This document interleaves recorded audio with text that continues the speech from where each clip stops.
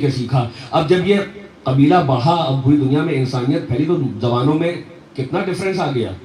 ایک زبان سے کروڑوں زبان نکلی ہیں اور ڈائلیکٹ بدلنے لگے، ایکسنٹ بدلنے لگے.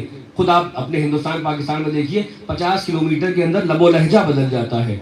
وہی اردو ہوتی ہے، وہی پنجابی ہوتی ہے، مگر آپ کہتے ہیں ہم کو سمجھ میں نہیں آ رہی ہے، پتہ نہیں کیسے بول رہے ہیں، ان کا انداز بدل جاتا ہے. یہ تمام چیزیں جو ہیں ان کے اندر لیٹرز ہیں. یہ لیٹرز کیسے وجود میں آئے جو آج آپ کے سامنے شکلیں ہیں کہ اسے آپ الف کہتے ہیں، اسے بے کہتے ہیں، اسے تے کہتے ہیں، اسے ہے کہتے ہیں. کیا یہ شروع سے ایسے ہی تھے یا مرور زمانہ سے، یعنی ان دا پروسیس آف ٹائم دھیرے دھیرے دھیرے دھیرے شکلیں بگڑ کے اس شکل میں آ کے اسٹیگننٹ ہوئی. اس کو ہم جو ہے ابجد کہتے ہیں. اب جو حروف ہوتے ہیں ان کے اپنے نمبرز ہوتے ہیں. الف بے جیم دے سے دال سے شروعات ہے. الف کا نمبر ہی 1 ہے. سنیے گا، بہت امپورٹنٹ بات آپ کے لیے، اور یہیں پہ ختم کر دوں گا انشاءاللہ، پھر کل سے بیان شروع ہوگا یہاں سے آگے. الف کا جو نیومیریکل نمبر ہے وہ 1 ہے، اور الف کی خاصیت یہ ہے کہ نہ یہ بینڈ ہوتا ہے نہ یہ 2 میں تبدیل ہوتا ہے. اس کی شکل ہی نہیں بدلتی ہے، باقی ہر حرف کی شکل بدل جاتی ہے. جب ملا کے لکھیے گا، آپ نے کہا ملا تو میم کا ہلکا سا جملہ لام الف، لیکن الف جہاں آئے گا ہمیشہ ایک نظر آئے گا. نہ الف آدھا ہوتا ہے نہ 2 ہوتا ہے، نہ ٹیڑھا ہوتا ہے نہ میڑا ہوتا ہے، بلکہ اس کی ویلیو بھی ایک ہوتی ہے اور وہ اپنی ذات میں بھی اکیلا ہوتا ہے. علماء ابجد نے کہا کہ الف سے اشارہ ہے ذات پروردگار کی طرف، جو ذات احدیت ہے. احد اسے کہتے ہیں جس کا نہ 2 پایا جائے نہ آدھا پایا جائے، اسے احد کہا جاتا ہے. یہ الف اللہ کی طرف اشارہ. اب بے سے اشارہ جو پہلا وجود واجب الوجود، جو نیسیسری بینگ ہے، اس کے بعد کائنات میں جس کا پہلا وجود وہ وجود سرکار ختمی مرتبت. اس لیے کہ اللہ کے بعد اب جو ممکن موجود ہے وہ سوائے محمد کے کوئی نہیں ہے صلی اللہ علیہ وآلہ وسلم، کہ ان کی خود حدیث ہے اول ما خلق اللہ نوری، سب سے پہلے اللہ نے میرا نور خلق کیا ہے.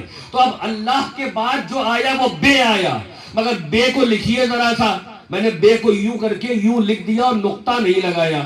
کوئی پہچان سکتا ہے کہ یہ بے ہے؟ اس لیے کہ نیچے 1 نقطہ ہو تو بے ہے، اوپر 2 ہو تو تے ہے، اوپر 3 ہو تو سے ہو جائے گا، نیچے 3 ہو تو پے ہو جائے گا. یعنی بغیر نقطے کے بے کی معرفت ممکن نہیں ہے. میں کہاں جا رہا ہوں؟ بے ہے محمد جو اول وجود ہے اللہ کے بعد. اب محمد کو پہچاننے کے لیے ایک نقطے کی ضرورت ہے کہ جو معرفت محمد کروائے گا. عشق محمد میں گانے والوں، جب تک علی کے در پہ نہیں آؤ گے محمد نہیں ملنے والا. بغیر مولا کائنات کے نہیں مل سکتا ہے. اور یہ بے کی شکل کیسے آئی؟ اب آئیے علماء سے پوچھے، پوری کتابیں لکھی گئی ہیں.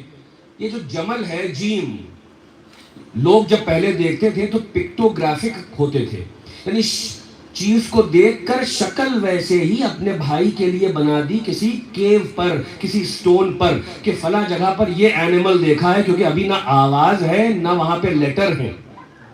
زبان کی شروعات پکٹوگرافیکل ہے، یعنی پکچر بنا کر اپنی مدعا کو دوسروں تک پہنچایا گیا ہے.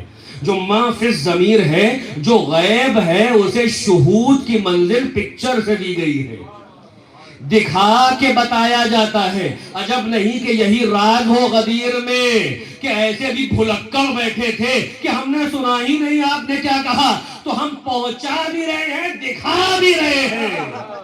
اب نہ بھولنا کہ کون والے علی، من کن تو مولا ہو فہذا یہ والا علی.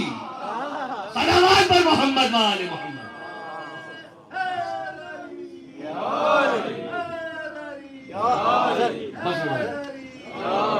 جزاکم اللہ، ماشاءاللہ آپ سلامت رہے. بس یہی میں نے اپنے بیان کو روک دیا. انشاءاللہ کل بات کروں گا کہ یہ لیٹرز کیسے وجود میں آئے، اور اس کے اندر دیکھیے آپ فضائل کے گوشے موجود ہیں. بس اب وہ حد آ گئی کہ فضائل کو روک دیا جائے، کیونکہ ایک دکھیاری ماں بیٹھی ہوئی ہے جو چلی آتی ہے بقی سے کہ اے ذاکر اب میرے لال کے مصائب پڑھ دے. کہ جو مآل مجلس ہے. ہاں عزاداروں، کل تک آپ نے سنا کہ 2 محرم آ گئی تھی اور امام حسین اپنے تمام اہل بیت اور رفقا کے ساتھ سرزمین کربلا پر آ گئے ہیں.